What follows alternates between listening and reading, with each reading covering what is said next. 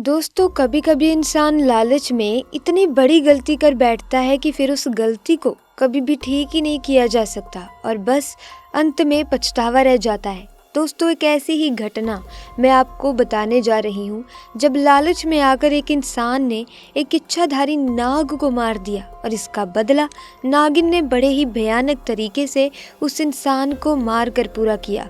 दोस्तों ये जो नाग नागिन होते हैं महादेव शिव को ही अपना आराध्य मानते हैं। ऐसे में वीडियो में आगे बढ़ने से पहले महादेव के जो परम भक्त हैं वो कमेंट बॉक्स में पूरी श्रद्धा से ज़रूर लिखें जय महाकाल, ताकि भगवान शिव की कृपा आप पर और आपके परिवार पर सदैव बनी रहे।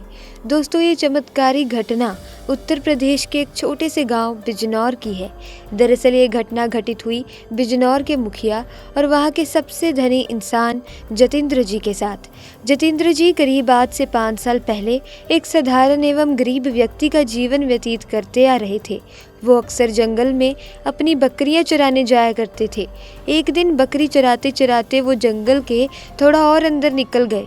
उसी जंगल में एक इच्छाधारी नागिन अपने नाग के साथ एक विशाल पेड़ के पास रहा करती थी। वो नागिन गर्भवती थी। शाम का वक्त था और जतिंदर जब उस पेड़ के पास से गुजरा तो उसे वहाँ एक तेज चमकती चीज दिखाई दी, परंतु साथ ही वो दोनों नाग नागिन भी वहीं थे। उन्हें देख वो थोड़ा सा डर गया और तुरंत वहाँ से जल्दी से घर की ओर भागा। जतिंदर इतना घबराया हुआ था कि उस समय तो उसने पीछे मुड़कर तक नहीं देखा, परंतु उस रात उसके ध्यान में वो चीज़ जो चमक रही थी वो बार बार आ रही थी। वो इतना तो समझ गया था कि वो हो ना हो बहुत ही मूल्यवान चीज़ थी और अगर वो मुझे मिल गई तो मैं भी धनवान हो जाऊंगा। परंतु सबसे बड़ी मुसीबत थी वो दोनों नाग नागिन। अगले दिन वो वापस जंगल उसी पेड़ वाले स्थान पर गया और कुछ दूर खड़े रहकर छिपकर उस पेड़ के पास रह रहे नाग नागिन को देखने लगा। कुछ देर देखने के बाद उसने ध्यान दिया कि नागिन तो गर्भवती है। वो उस रात घर आकर सोचने लगा कि ये अच्छा मौका होगा जब नागिन अपने बच्चे को जन्म देगी, तभी वो नागमणि चोरी कर लेगा क्योंकि उस समय नागिन कमज़ोर होगी। बस नाग को मारना होगा। दोस्तों कहते हैं कि अगर किसी नाग के मुंह की तरफ गोबर मार दिया जाए तो वो अपना होश खो बैठता है। अब जतिंदर हर रोज़ गोबर लेकर उस विशाल पेड़ के पास छुपकर सही मौके का इंतज़ार करने लगा। एक दिन वो मौका भी आया जब नागिन अपने बच्चे को जन्म देने वाली थी। तभी चुपके से जतिंदर ने नाग के मुंह की तरफ तेजी से गोबर मारा और फिर एक बड़े पत्थर से नाग को मार डाला और फिर उसने नागिन और बच्चे को भी मार डाला और उस मणि को उठाकर जल्दी से घर की तरफ निकल पड़ा। परंतु उधर नागिन किसी तरह बच गई थी और बस बेहोश पड़ी थी। जब नागिन को होश आया और उसने अपने बच्चे और पति को मरा देखा तो उसके दुख दर्द का ठिकाना नहीं रहा। वो उस समय गुस्से से पागल हो जा रही थी और उसने जतिंदर से बदला लेने की ठानी, परंतु मणि चली जाने के कारण वो अपनी शक्तियों का प्रयोग नहीं कर सकती थी। परंतु अभी भी वो अपना रूप तो बदल ही सकती थी। इधर जतिंदर को जैसे ही मणि मिली उसका पूरा जीवन ही परिवर्तित हो गया। उसकी फसल इस बार काफ़ी अच्छी हुई और काफ़ी महंगे भाव में भी बिकी। उसकी तो जैसे मानो लॉटरी लग गई हो, क्योंकि वो जो भी धंधा कर रहा था उसे हर जगह से लाभ ही मिल रहा था और जतिंदर को पता था कि ये सब चमत्कारी नागमणि का ही कमाल है। गांव में हर जगह उसका नाम था।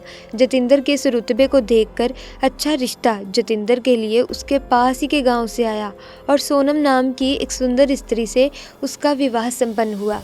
सोनम अपने पति जतिंदर को बहुत प्यार करती थी और बहुत इज्जत देती थी। दोनों एक दूसरे का कदम कदम पर साथ निभाते। उनकी जोड़ी गांव में मिसाल बन चुकी थी। उधर नागिन भी एक पुरुष का रूप धारण कर सुरेश नाम से जतिंदर के यहाँ उसका मुंशी बन गया। जतिंदर का विश्वास जीतने लगा। जतिंदर भी सुरेश के व्यवहार और वफादारी को देख उसे अपना भाई समान ही मानने लगा। दोस्तों एक दिन सोनम अपने पति जतिंदर के पास आती है और बताती है कि तुम पिता बनने वाले हो, मैं गर्भवती हूँ। ये सुन जतिंदर की खुशी का ठिकाना नहीं रहा। उस दिन वो खुद अपने मुंशी सुरेश के पास गया और बोला, कि देखो सुरेश, मेरा कोई भाई नहीं है, परंतु जब से तुम्हारा साथ मिला है तुम मेरे सगे भाई से भी कहीं अधिक बन चुके हो।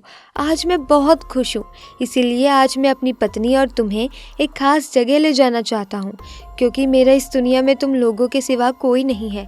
और वो अपनी पत्नी और सुरेश को कार में बिठाकर गांव के कोने में ले जाकर कार एक छोटी सी कुटिया के सामने रोकता है और बताता है कि जब वो छोटा था तब इसी कुटिया में उसकी माँ की जान उसे जन्म देते ही चली गई थी। उसके पिता तो पहले ही गुजर चुके थे। तब एक बूढ़े बाबा ने उसकी माँ को वही दफना दिया था और जतिंदर को उसी बूढ़े बाबा ने पाला पोसा था। जतिंदर बताता है कि जब भी उसके साथ कोई बुरी घटना घटित होती है या वो बहुत ज़्यादा दुखी होता है तो बस वो इसी कुटिया के पास चला आता है। यहाँ उसे एक अनोखा सुकून का एहसास होता है। जतिंदर आगे बताता है कि आज तुम दोनों को मैं इसीलिए यहाँ लाया हूँ क्योंकि तुम दोनों अब मेरी ज़िंदगी का एक अहम हिस्सा बन चुके हो। दोस्तों, ये सुन सभी की आंखों में पानी भर आता है। कुछ देर रुकने के बाद जब वे वापस पहाड़ी से होते हुए घर को जाते हैं तो अचानक से उनकी गाड़ी पहाड़ी पर एक बड़े पत्थर से टकराती है और गाड़ी को जोर का झटका लगता है, जिसके कारण जतिंदर तो कार में ही फंसा रहता है, परंतु उसकी पत्नी सोनम पहाड़ी से नीचे गिर एक पेड़ पर अटक जाती है और उस पेड़ के ठीक नीचे बहुत ही गहरी खाई थी।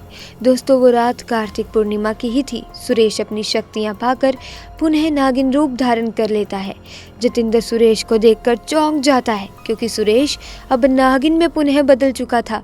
वो नागिन जतिंदर को बताती है कि कैसे ठीक इसी तरह वो भी स्थिति में फंसी थी जब जतिंदर ने उसका पूरा घर संसार लूट लिया था, उसके पति और बच्चे को मारकर, और आज मेरे पास बदला लेने का एक अच्छा मौका है। जतिंदर घायल गाड़ी में फंसा हुआ था और रो रो कर नागिन को बोलता है कि हे नागिन, भले मेरी जान ले ले परंतु मेरी पत्नी गर्भवती है, उसे छोड़ दे।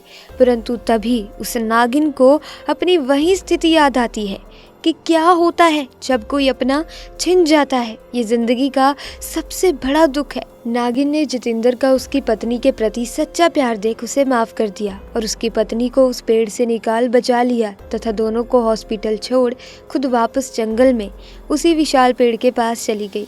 जब जतिंदर हॉस्पिटल से स्वस्थ होकर अपनी पत्नी के साथ घर वापस लौटा तो उसे अपनी गलती का एहसास हुआ और उसने जाना कि उसने अनजाने में कितनी बड़ी गलती करी है। वो नागमणि को लेकर उसी विशाल पेड़ के पास गया और उस पेड़ के पास उस नागमणि को रख फूट फूट कर रोने लगा और शाम को घर वापस आ गया। ऐसे में दोस्तों, इच्छाधारी नाग नागिन के लिए नागमणि बहुत ही महत्व रखती है। दरअसल नागमणि एक इच्छाधारी नागिन को बहुत ही ज़्यादा शक्तिशाली बना देती है, परंतु कहते हैं कि कार्तिक पूर्णिमा के दिन एक साधारण नागिन भी बगैर मणि के विशेष शक्तियाँ पाती है, परंतु वो शक्तियाँ सिर्फ उसी पूर्णिमा की रात तक ही उनके पास होती है। इन शक्तियों के सहारे नागिन कोई भी रूप धारण कर सकती है, कोई भी आकार ले सकती है और कोई भी भारी चीज़ उठा सकती है। ऐसे में इच्छाधारी नाग नागिन बहुत भयानक होते हैं, तो आप भी ध्यान रखिएगा कि कभी भी लालच में आकर इच्छाधारी नाग नागिन से पंगा ना लें, वरना अंजाम बुरा हो सकता है।